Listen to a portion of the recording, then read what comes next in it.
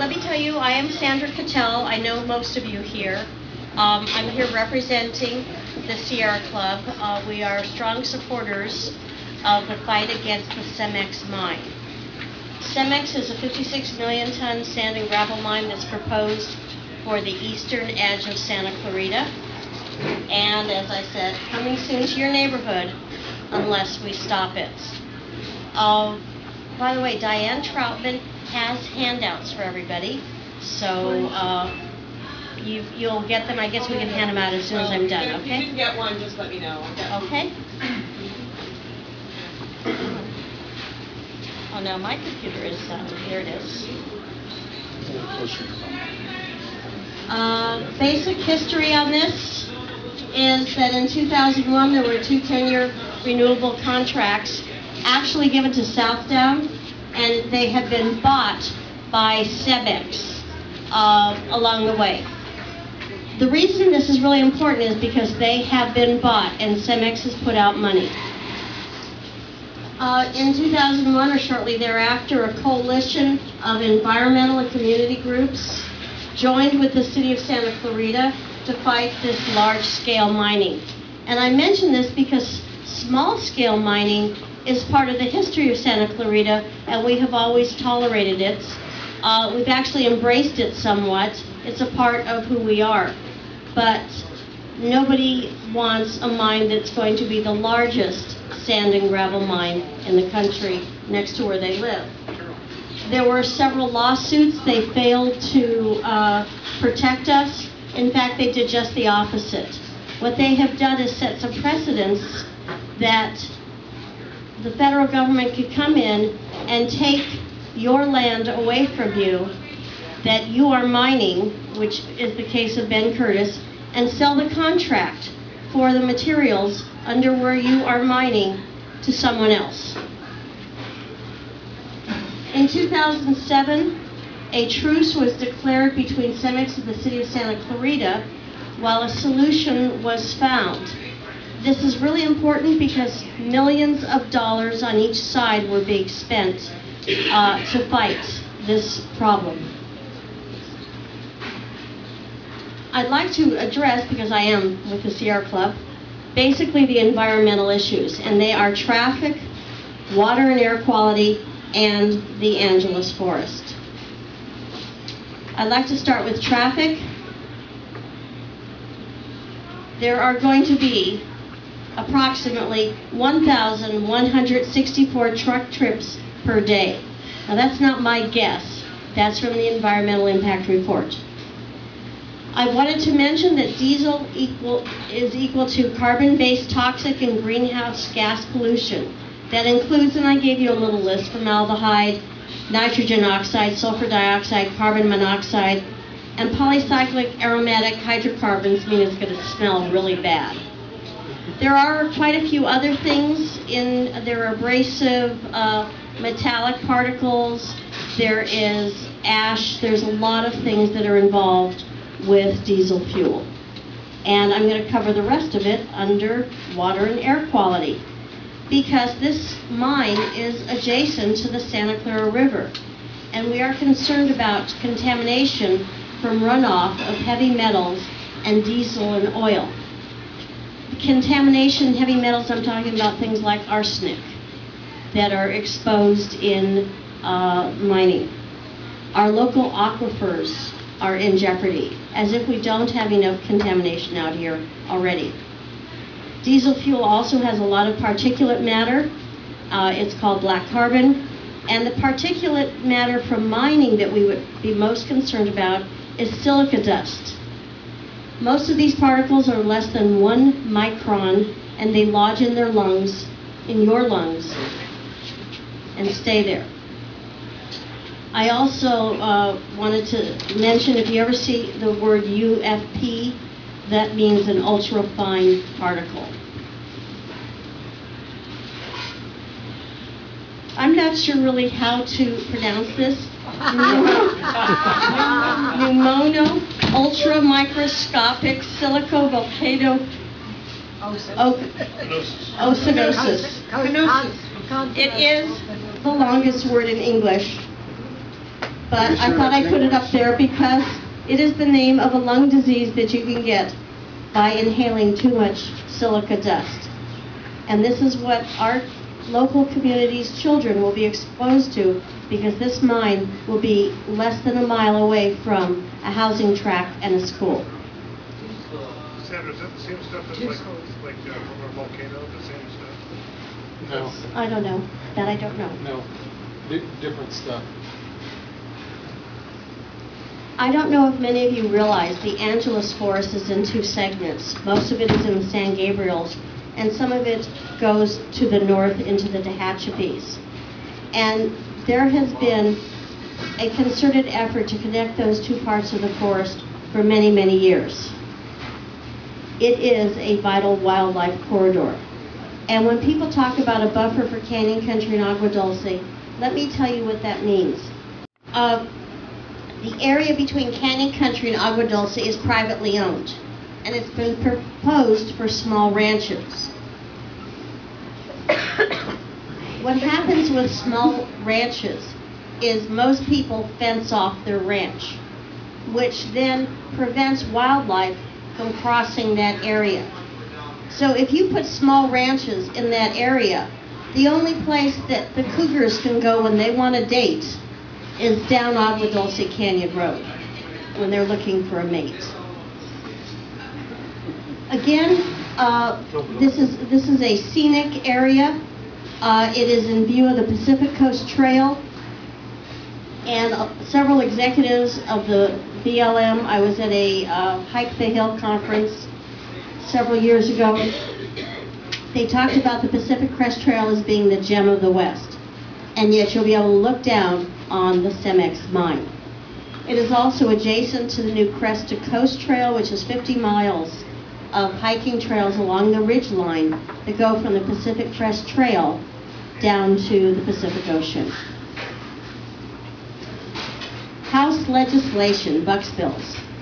He has had several bills over the years, and it's very interesting. He puts the bills in and then does nothing. These bills are going to be similar to what I will explain about Barbara Boxer's bills. In 11 years, in both Democrat and Republican-dominated houses, he has failed to even get a hearing. I want you to pay really close attention to what I just said, because in a minute I'm going to give you some startling breaking news about hearings. He will not submit this bill again this year because it goes against Republican guidelines, and he has identified this as an earmark. Now in the Senate, Barbara Boxer has put forth a bill, and the new number is Senate 759, and it's called the Soledad Canyon High Desert California Public Lands Conservation and Management Act of 2011. What S759 will do? It will sell selected lands that are already on the BLM disposal list. Now these lands have been vetted by the BLM, the City of Santa Clarita, and the Sierra Club, both the Angeles chapter and the San Gorgonio chapter, and yours truly, for environmental sensitivity. We pulled out lands that were in or too close to a monkey flower conservation area. We made sure the desert tortoise areas were far away. We were very, very careful about this. I personally visited these lands, spent an entire day, and we toured the area. The lands that are for disposal most of them are pretty well trashed. The southern lands are garbage dumps. People are squatting there in real decrepit housing. It's really a mess. There are some areas towards the north that the land looks a little nicer, but it is currently being used for target shooting and off-road vehicles. Now, this is how this works. The revenue from selling these lands, the BLM disposal list lands, will go to purchase and cancel the mining contracts. That's first. And it will prohibit mining on the Cemex site here in Santa Clarita. and any further mining in the Victorville area. Now that's really important because all of a sudden there's all these mining claims, but they are not, they're kind of the first level claims. I want you to all know that if this is ever developed, I have the rights for the oil or the mineral rights on this land. I have that on my house right now. Someone else owns the mineral rights. So I guess if they strike oil into my house, someone else gets the profits. That's pretty much true of everybody. That's everybody. So that's a first level. But we vetted this pretty well, and a couple of years ago there were no active claims that have been permitted in the Victorville area. After purchasing the contracts, then it will be used to acquire other environmentally sensitive lands, including the lands in eastern Santa Clarita, which will help connect the two areas of the Angeles Forest. Now, what you can do, please send letters to Senators Boxer and Feinstein and voice your support for Barbara Boxer's bill. Diane Feinstein visited the area, but she was less than enthusiastic about getting on board. I have met with her staff many, many times, and everybody is kind of wanting to be on it. So I think if we just get people writing to her and telling her we really want this, that it will go a long way, especially if it comes from Democratic clubs. Send a letter to Congressman Buck McKeon urging him to support legislation. Yeah, sure. Now, hold on. I have a surprise for y'all. And visit the Safe Action for Environment Inc. website and sign the CARE 2 petition. You'll notice one of the papers that is being handed out is from the Safe Action for the Environment, and it has their website on it. And two of the papers are from the city. This is interesting because this is supposed to come out, and there it is. I thought I would put that up there from the Environmental Impact Report. Even with the implementation of all proposed mitigation measures, air quality impacts remain unavoidable, significant, and adverse. Before I thank you, I have some late breaking news for all of you. Our Congressman, Buck McKeon, had a bill pass through Congress. It wasn't our bill. It was for a company in Mammoth, and it was a land swap. And he passed it, and he put it through, and tomorrow morning at 10:30 a.m., Scott Wilk and Lee Rogers are going to have a press conference in front of City Hall at 10:30. I'm going to be at work. I'm hoping there's at least a couple people in here who could possibly be there. Thank you. That would be great. That would be great. What does it mean? Yeah, It means a land swap. a land swap, What do you mean by that? that they wanted some land to enlarge their facility, and so he traded public land with this company, for this company.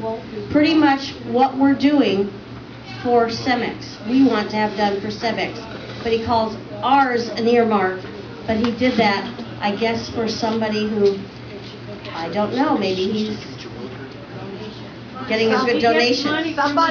Somebody who owns stock in Boeing, no doubt, right? All I can say is the bill will be available tomorrow. You'll learn more about it. I just heard about it in the car with a lousy, earpiece as I walked in. It is very interesting. So now I want to thank you, and I'm willing to take questions. Sandra, could I just ask you, the LA County Democratic Party has a link on their website to the petition site for this, And from what I understand, we can get Democrats throughout California, not just this area, but we can get all Democrats in California to contact our senators and support this. So we need to do that. We need to get a lot of people. The petition is aiming for 5,000 signatures. There are a little over 3,000, I think, at this point. So we need everybody and their brother and mother and sister and aunt to go on and sign that petition and push us up there so we can get the attention that we need and show that we have support for this. Thank you. Yes, I Steve. was just wondering if you could describe the geography a little more, so we can position it in our heads where that 14 is. Okay. The Cemex mine is proposed for the area, the most eastern edge of Santa Clarita. So if you're taking Interstate 14 north, not Interstate, California Highway 14 north, and you pass Soledad, San Canyon, you cross over Soledad, there is a housing tract on your left. And just as you get to the edge of that housing tract, there is a hill to your right. That is the hill that will come down. Any other questions? Yes? Aren't there significant gravel mining operations in that area? There are. There are. It's amazing, isn't it? And the irony of this is that Ben Curtis, the man who owned the property that was taken from him, the mineral rights, by the way, it's now owned by the city of Santa Clarita. And they bought it from Ben Curtis because he couldn't do anything with it. The irony of it is he's having business trouble selling sand and gravel. And he has a small mining business just before where the Cemex mine is going to be. Amazing. How many trucks a minute? 164. A day. A day. 1 a minute. On the 14th. Those trucks go? On the 14th. They would go, they would In come and out. south on the 14th and get on the. Most likely coming south because, we already have sand and gravel trucks coming from the north. They would be going south. They go in, they pick up the gravel, and they leave to deliver it. Back and forth all the time. They're either picking up gravel or delivering supplies or whatever. It's just a constant. Diane reminded me that Vulcan owns adjacent properties as large as Cemex, and they have their permits. If Cemex goes through, they will mine. So we will probably have now 56 million tons of sand and gravel. We will probably have twice as much because Vulcan will mine also. And then in addition to that, we have the small-scale mining, and we also have titanium up there, which will also be mined. But that will also be small-scale in addition to that. Any other questions? Okay. Oh, Christy. You told me and I forgot, what's the name of the mine that's off of, or the gravel pit that's off of Soledad Canyon? It's not Cemex, it's something else. Well, the small one is owned by Ben Curtis. Curtis Sand and Gravel. Curtis Sand and Gravel. Right. So we're ready to hip too. Thank you. Thank you very much.